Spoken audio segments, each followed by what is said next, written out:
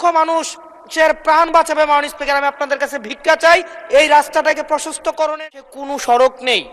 বিভাগীয় শহরের দুইটা বিভাগীয় শহরকে যুক্ত করেছে, কিন্তু সেই রাস্তার প্রশস্ত হচ্ছে মাত্র 18 ফিট।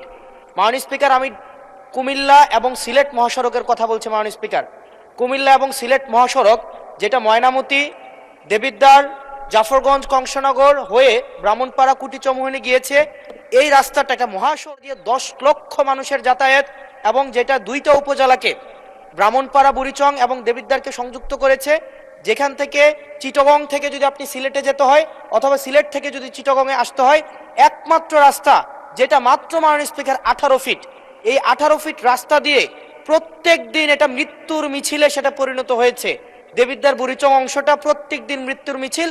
কেবল এই মাসটাই 23 জন মানুষ মৃত্যুবরণ করেছে ঘটনায়। মাননীয় স্পিকার, আমরা যখন মন্ত্রীদের মহোদয় বা প্রশাসনের সাথে কথা বলি, এটা হচ্ছে এক ধরনের প্রশাসনিক জটিলতায় আজকে দীর্ঘ 10-12 বছর এখানে কোনো ধরনের কাজ হচ্ছে না। আমি আপনার দৃষ্টি আকর্ষণ করছি, আপনার মধ্য দিয়ে মন্ত্রী মহোদয় কি কবের মধ্যে এই মৃত্যুর মিছিল থামবে এবং এই মহাসড়ককে, এটা লাইন অফ ক্রেডিটের আন্ডারে 6 লেনে হওয়ার কথা থাকলেও এটা মাত্র 18 ফিট হয়ে আছে। মাননীয় স্পিকার, এটা আমি এলাকায় মুখ দেখাইতে পারি না।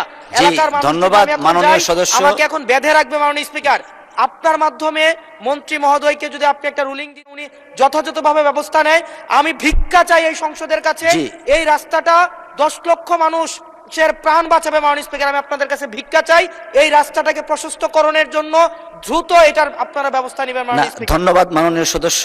আপনি 71 বিধিতে একটা নোটিশ প্রদান করুন, সেটা সবচেয়ে অ্যাপ্রোপ্রিয়েট ওয়ে। তখন মাননীয় মন্ত্রী জবাব দিবেন, আপনি সংশ্লিষ্ট মন্ত্রী যখন জবাবটা দিবেন, it will work upon the procedure. আমার মনে হয় আপনি 71 বিধিতে একটা নোটিশ দেন আমাদেরকে, প্লিজ। Thank you.